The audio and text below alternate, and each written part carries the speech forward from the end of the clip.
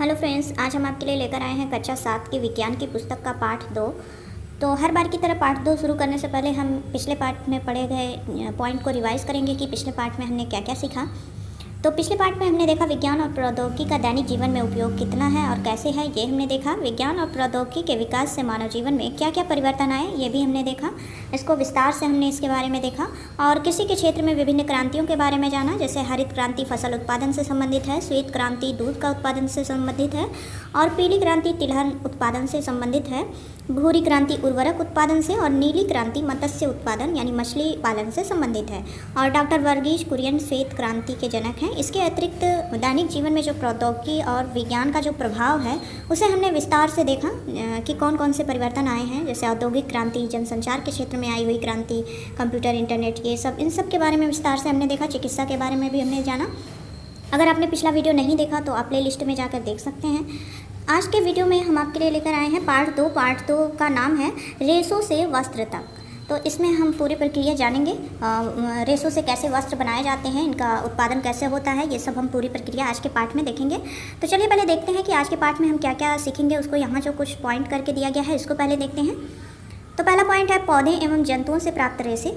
फिर दूसरा पॉइंट है ऊन प्रदान करने वाले जंतुओं के बारे में जानेंगे और ऊन तैयार करने की विधि के बारे में जानेंगे। रेशम की का जीवन चक्र, सेरिकल्चर के बारे में हम विस्तार से जानेंगे।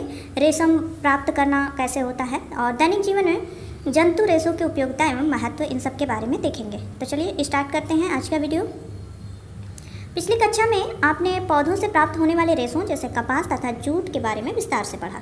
इस कक्षा में हम जंतुओं से प्राप्त होने वाले रेशों जैसे ऊन तथा रेशम को प्राप्त करने की विधि तथा इनसे वस्त्र बनाने की विधियों के बारे में जानेंगे। पहला पॉइंट है पौधे एवं जंतुओं से प्राप्त रेशे। पौधों से प्राप्त होने वाले रेशे पादप रेशे कहलाते हैं। कपास के पौधों से प्राप्त होने वाले रेशे पादप रेशे कहलाते हैं और कपास के पौधों से बिनौलों से रुई तथा पटसन या सनई के पौधों के तनों से जूट के रेशे प्राप्त किए जाते हैं। कपास के रेशों का उपयोग कागज, सूती वस्त्र, चादर, पर्दे आदि बनाने में किया जाता है, जबकि जूट के रेशों से रस्सी, बोरा, दरी आदि बनाए जाते हैं। आगे है इसी प्रकार जंतुओं से प्राप्त होने वाले रेशों को जांतव रेशे कहा जाता है। जांतव रेशे जंतुओं से प्राप्त होने वाले रेशों को कहते हैं। ऊन तथा रेशम प्रमुख जांतव रेशे हैं। ऊन के रेशे भेड़ अथवा याक के शरीर के बालों से तथा रेशम के रेशे रेशम कीट के कोकून से प्राप्त किए जाते हैं। ऊन का उपयोग स्वेटर तथा गर्म कपड़े बनाने में किया जाता है, जबकि रेशम के धागों से रेशमी वस्त्र बनाए जाते हैं। आगे है ऊन प्रदान करने वाले जंतु के बारे में। तो जो है रेशम के धागों से रेशमी वस्त्र बनाए जाते हैं और इस पूरे वस्त्र बनाने की प्रक्रिया को आगे हम देखेंगे इसी पाठ में। आगे देखते हैं ऊन प्रदान करने वाले जंतु कौन कौन से हैं। सामान्यतः भेड़ की त्वचा के बाल से प्राप्त किए जाने वाले मुलायम घने रेशों को ऊन कहा जाता है। हालांकि कुछ अन्य जंतुओं जैसे याक, ऊंट, बकरी आदि के शरीर के बालों का भी उपयोग ऊन बनाने में किया जाता है। दरअसल इसी ऊन को स्वेटर बुनने के लिए बाजार से खरीदा जाता है। जिन वास स्थानों पर बालों से ढके जो जंतु पाए जाते हैं वहाँ उन्हीं जंतुओं के रेशों से ऊन प्राप्त किया जाता है। उदाहरणतः जम्मू कश्मीर के पहाड़ी क्षेत्रों में पाए जाने वाली अंगोरा बकरी से अंगोरा ऊन तथा कश्मीरी बकरी से पश्मीना ऊन की सालें बनाई जाती हैं। तो पश्मीना सालें जो है कश्मीरी बकरी के ऊन से बनती हैं। पश्मीना सालें काफ़ी प्रसिद्ध हैं। ये हालांकि पतली होती हैं परंतु इसकी 1 साल 6 स्वेटर के बराबर गर्मी प्रदान करती है, तो इसलिए ये काफ़ी फेमस है। आगे बढ़ते हैं। याक का ऊन तिब्बत और लद्दाख में प्रचलित है। दक्षिण अमेरिका में लामा और एल्पेका नामक जंतुओं से ऊन प्राप्त किया जाता है। आगे कुछ चित्र दिए गए हैं यहाँ, ये देखिए, ये एल्पेका है, इससे भी ऊन बनता है। अंगोरा बकरी यहाँ दर्शाई गई है, ये भी बकरी है जिससे ऊन प्राप्त होता है। लामा को दर्शाया गया है, याक है, ऊँट है, घने बालों वाली भेड़ है, इन सबको यहाँ पर दर्शाया गया है। आगे बढ़ते हैं। ऊन तैयार करने की विधि कैसे तैयार किया जाता है। आपने महसूस किया होगा कि सिर के बालों की अपेक्षा शरीर के रोएं अधिक मुलायम, पतले तथा हल्के होते हैं। बिल्कुल इसी तरह भेड़ के रेशे भी दो प्रकार के होते हैं। दाढ़ी के रूखे बाल और त्वचा पर स्थित तंतुरूपी मुलायम बाल, इन्हीं बालों का उपयोग ऊन बनाने के लिए किया जाता है। भेड़ पालन और प्रजनन। हमारे देश में अनेक भागों में भेड़ों को ऊन उत्पादन के लिए पाला जाता है। सामान्यतः जम्मू और कश्मीर, हिमाचल प्रदेश, उत्तराखंड, अरुणाचल प्रदेश और सिक्किम के पहाड़ी क्षेत्रों अथवा हरियाणा, पंजाब, राजस्थान और गुजरात के मैदानी भागों में गड़ेरियों द्वारा भेड़ों के झुंड पाले जाते हैं। भेड़ शाकाहारी होती है और वे घास और पत्तियां खाना पसंद करती हैं। भेड़ पालक उन्हें हरे चारे के अतिरिक्त दालें, मक्का, ज्वार तथा खली आदि खिलाते हैं। दरअसल भेड़ों के रेशों की गुणवत्ता उनके पोषण, जलवायु तथा उचित देखभाल पर निर्भर करती है। आगे है, भेड़ की कुछ नस्लों के शरीर पर घने बाल होते हैं जिससे बड़ी मात्रा में अच्छी गुणवत्ता वाली ऊन प्राप्त होती है। ऐसी भेड़ों का उपयोग अच्छी नस्ल की भेड़ों को जन्म देने के लिए भी किया जाता है। नस्ली भेड़ों को जन्म देने के लिए जनक के रूप में इनके चयन की प्रक्रिया को वर्णात्मक प्रजनन कहते हैं। आगे है, गुणवत्तापूर्ण ऊन प्रदान करने वाली भेड़ों की कुछ भारतीय नस्लों की जानकारी नीचे दी गई है, तालिका में देखते हैं। बाखरवाल जम्मू और कश्मीर में पाई जाती है। इसकी गुणवत्ता, उनकी गुणवत्ता ये है कि वो सालों के लिए उपयुक्त होती है, साल बनाने के लिए। और रामपुर बुशायर ये उत्तर प्रदेश, हिमाचल प्रदेश में पाई जाती है और यहाँ यह जो है भूरे ऊन वाले कंबल के लिए उपयुक्त होती है इसकी ऊन। और अगली नस्ल है नाली या नली बोलते हैं इसको, और ये राजस्थान, पंजाब, हरियाणा में पाई जाती है और गलीचे बनाने के लिए इसकी ऊन उपयुक्त होती है। लोही ये नस्ल जो है राजस्थान और पंजाब में पाई जाती है और यह ऊनी वस्त्र के लिए उपयुक्त होती है इसकी ऊन। और मारवाड़ी ये नस्ल जो है गुजरात में पाई जाती है। मोटी व रूछ ऊन इसकी जो है होती है वो कंबल के लिए उपयुक्त होती है। और पाटनवाड़ ये भी गुजरात में पाई जाती है, होजरी बनाने के लिए इसकी ऊन उपयुक्त होती है। आगे है, भेड़ के रेशों को ऊन में संसाधित करने के विभिन्न चरण, इसके बारे में दिया गया है। भेड़ के बालों को ऊन के धागों में परिवर्तित करने की एक लंबी प्रक्रिया होती है जो निम्नलिखित चरणों में संपादित होती है। पहला चरण है भेड़ों के बालों की कटाई। कैसे की जाती है?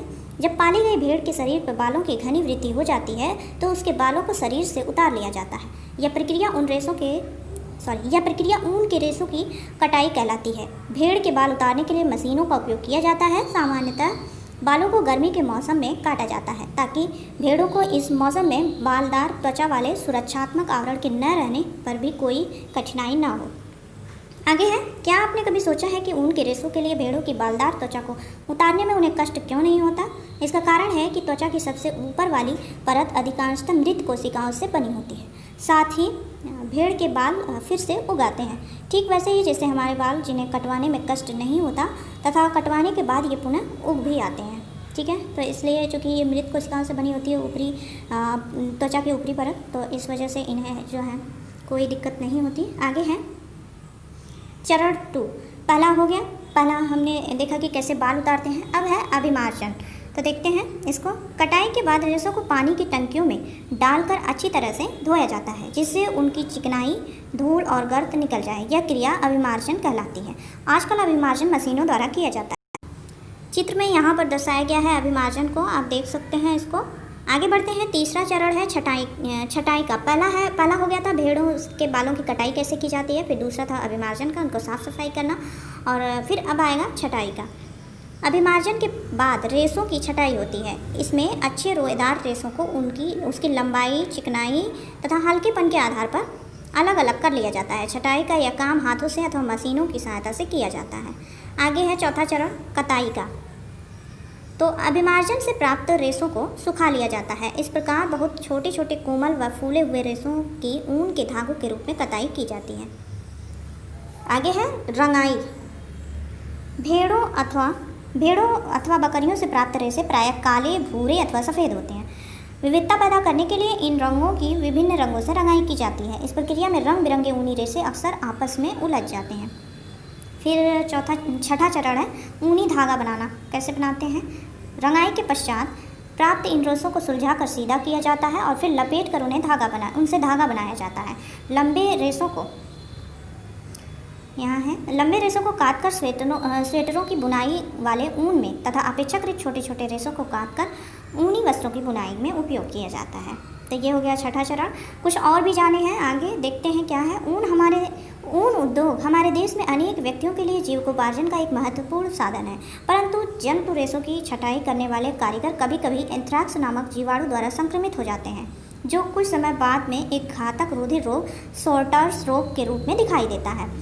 किसी भी उद्योग में कारीगरों द्वारा ऐसे जोखिमों को झेलना व्यावसायिक संकट कहलाता है। भेड़ों की संख्या की दृष्टि से चीन और ऑस्ट्रेलिया के बाद भारत का विश्व में तीसरा स्थान है।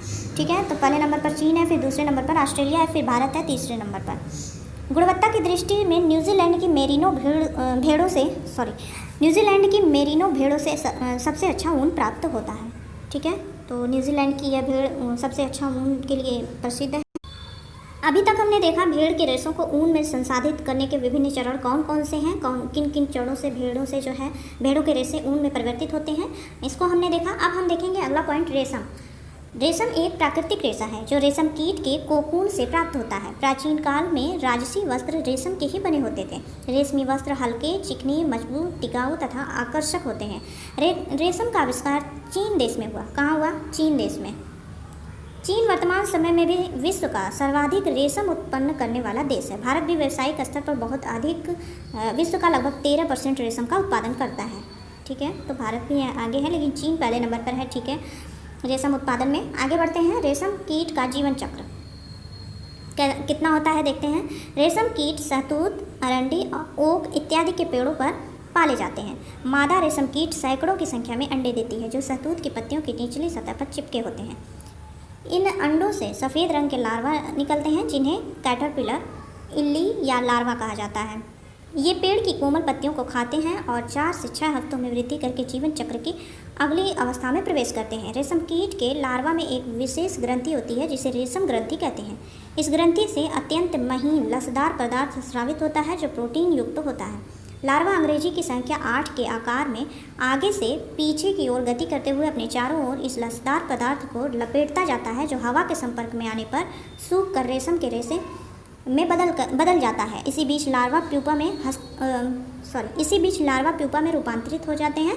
रेशम के रेशों से लिपटे हुए प्रत्येक प्यूपा एक सफ़ेद गोलाकार संरचना में बंद हो जाते हैं। इन प्यूपा युक्त गोलाकार रचनाओं को कोया या कोकून कहते हैं। कोकून के भीतर ही प्यूपा विकसित होकर वयस्क रेशम कीट में बदल जाता है। अंत में रेशम कीट कोकून के रेशों को काटते हुए बाहर निकल आते हैं तथा अपना नया जीवन चक्र प्रारंभ करते हैं। ठीक है, तो ये हो गया जो है हमारा रेशम कीट के बारे में कि इनका जीवन चक्र कैसे चलता है। यहाँ देखिए, यहाँ पर दर्शाया गया है चित्र के माध्यम से, क्रियाकलाप के माध्यम से दिया गया है। आगे देखते हैं। गत्ते अथवा चार्ट पेपर पर रेशम कीट की विभिन्न अवस्थाओं के चित्र बनाकर अलग अलग काट लीजिए। रेशम कीट के जीवन चक्र की इन अवस्थाओं को सही क्रम में लगाने का प्रयास कीजिए तथा उनकी विशेषताओं को सूचीबद्ध कीजिए। आगे है रेशम कीट पालन। रेशम प्राप्त करने के लिए रेशम कीटों के पालन का विज्ञान रेशम कीट पालन या सेरीकल्चर कहलाता है। सेरीकल्चर कई बार एग्जाम में पूछा जाता है, किससे संबंधित है? रेशम कीट पालन से। भारत का प्रमुख सेरीकल्चर केंद्र कर्नाटक के मैसूर तथा बेंगलुरु में है। भारत का प्रमुख सेरीकल्चर केंद्र कहाँ है? कर्नाटक के मैसूर और बेंगलुरु में। कर्नाटक के अतिरिक्त आंध्र प्रदेश, तमिलनाडु, पश्चिम बंगाल, जम्मू कश्मीर तथा असम में भी रेशम का उत्पादन होता है। उत्तराखंड में नैनीताल तथा हल्द्वानी भी रेशम कीट पालन में अग्रणी हैं। असम तथा झारखंड में कई किसानों का प्रमुख व्यवसाय कीट पालन ही है। वे पेड़ों पर रेशम कीट को पालते हैं। नर कीट की तुलना में मादा कीट आकार में बड़ी होती है और एक बार में सैकड़ों अंडे देती है। किसानों द्वारा इन अंडों को सावधानीपूर्वक कागज अथवा कपड़े की पट्टियों पर इकट्ठा करके रेशम कीट पालकों को बेचा जाता है। कीट पालकों द्वारा इन अंडों को कीट पालक गृह में उचित ताप व नमी में इस प्रकार रखा जाता है जिससे अंडों में से अधिक लार्वा निकल आए। लार्वा के आगे के विकास के लिए बांस की बनी ट्रे पर शहतूत की कोमल ताजी पत्तियों को बिछाकर अनेकानेक संख्या में लार्वा रख दिए जाते हैं। लार्वा इन पत्तियों को दिन रात खाते रहते हैं और आकार में काफ़ी बड़े तथा मोटे हो जाते हैं। बीच बीच में ट्रे की सफाई करके नई पत्तियों को रखते जाते हैं। लगभग 25 से 30 दिनों में लार्वा पत्तियों को खाना बंद कर देते हैं और कोकून बनाने के लिए बांस के छोटे छोटे कच्छों से बाहर आने लगते हैं। इसलिए बांस की ट्रे में छोटी रैक या टहनियाँ रख दी जाती हैं जिनसे कोकून जुड़े होते हैं। कोकून से रेशम अब कैसे प्राप्त होगा, इसके बारे में दिया गया है। पूर्ण कोकून बन जाने पर उन्हें इकट्ठा किया जाता है। रेशम प्राप्त करने के लिए प्यूपा से वयस्क कीट बनने से पूर्व ही कोकून को एकत्रित करके उन्हें उबलते पानी में 95 से 97 अंश सेंटीग्रेड तक लगभग 10 से 15 मिनट के लिए डाल दिया जाता है।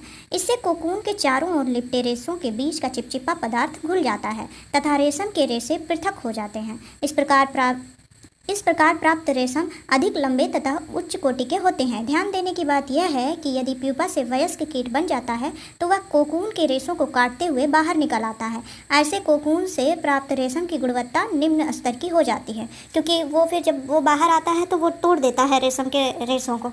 ठीक है, तो उनकी गुणवत्ता जो है निम्न स्तर की हो जाती है। इस कारण से इन्हें जो है पहले ही प्यूपा बनने से पहले ही जो है प्यूपा को वयस्क कीट बनने से पहले ही जो है इसको पानी में उबालते हैं, और जिससे वो जो है बाहर नहीं आ पाता, कीट नहीं बन पाता, और वो जो है रेशम के रेशे जो है वो लंबे और सीधे और जो है अच्छी क्वालिटी के प्राप्त होते हैं। आगे है रेशम के रूप में उपयोग के लिए कोकून में से रेशे निकालने की प्रक्रिया रेशम की रीलिंग कहलाती है। ठीक है, इस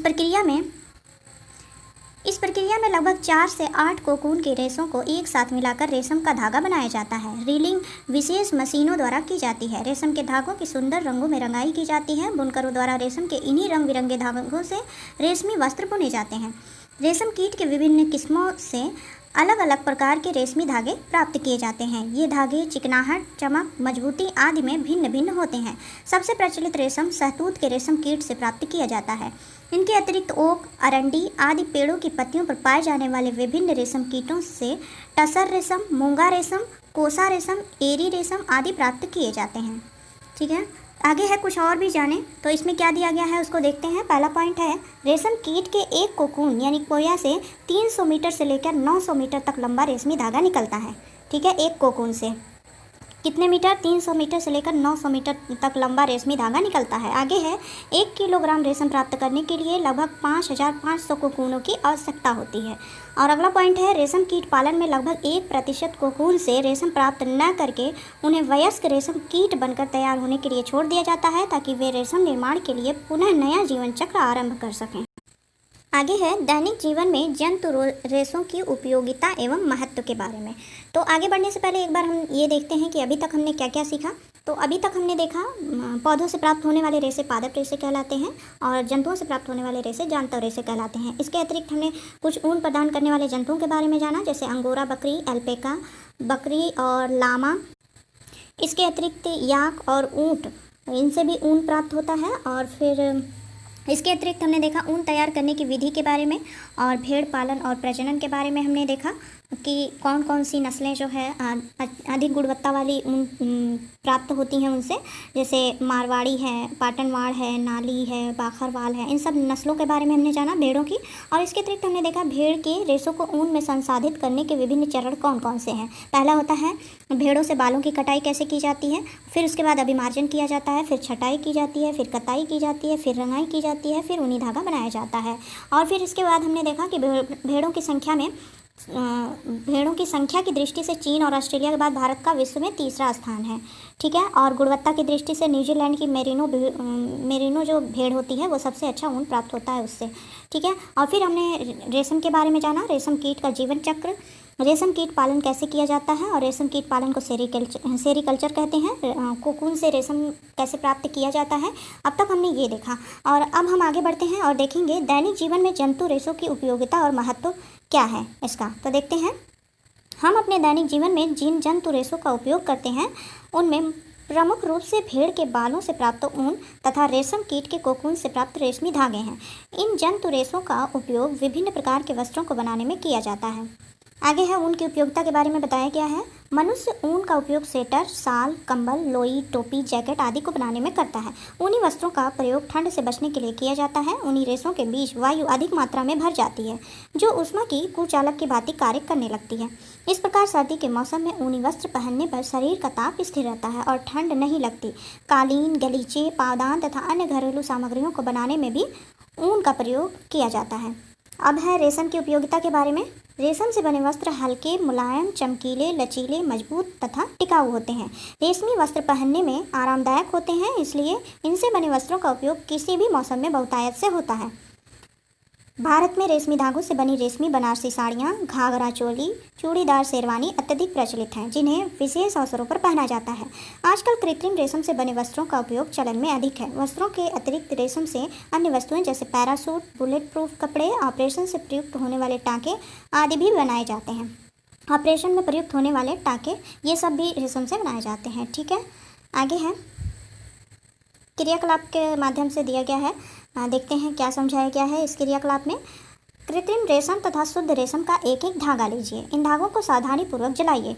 दोनों प्रकार के रेशमी धागों के जलते समय उठने वाले गंध को सूंघकर अंतर समझने का प्रयास कीजिए। अब एक ऊनी धागे को जलाइए।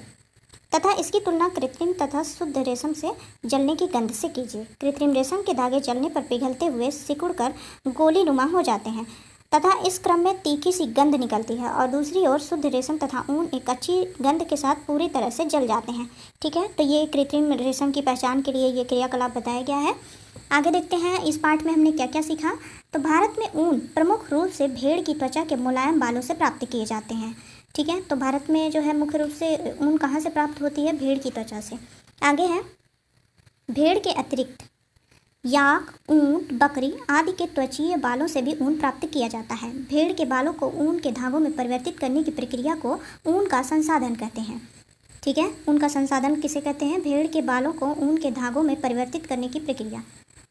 रेशम कीट के कोकून से रेशम प्राप्त किया जाता है। रेशम प्राप्त करने के लिए रेशम कीटों के पालन का विज्ञान सेरीकल्चर कहलाता है। कोकून से रेशम के रेशे निकालने की प्रक्रिया रेशम की रीलिंग कहलाती है। ठीक है, ऊन से स्वेटर, शाल, कंबल, कालीन, गलीचे आदि बनाए जाते हैं। रेशमी धागों से रेशमी बनारसी साड़ियाँ, घाघरा, चोली, चूड़ीदार, शेरवानी आदि बनाए जाते हैं। तो ये था पाठ 2। आगे हम आपके लिए लेकर आएंगे पाठ 3, जिसमें होगा पदार्थ की संरचना और प्रकृति के बारे में। पदार्थ के बारे में जानेंगे, पदार्थ की अवस्थाएं कितनी होती हैं, रसायन की भाषा भी समझेंगे, तत्वों के संकेत के बारे में जानेंगे, रासायनिक सूत्र से लाभ, ये सब हम देखेंगे। अम्ल, क्षार और उदासीन यौगिकों की अवधारणा को समझेंगे और अम्ल, क्षार और लवण की प्रकृति में उपस्थिति एवं उपयोग के बारे में देखेंगे। इसके अतिरिक्त उदासीनीकरण क्या है एवं दैनिक जीवन में उपयोग क्या है इसका, ये सब हम देखेंगे अगले पार्ट में। तो उसके लिए प्लीज़ चैनल को सब्सक्राइब करें, वीडियो को लाइक करें। Thank you.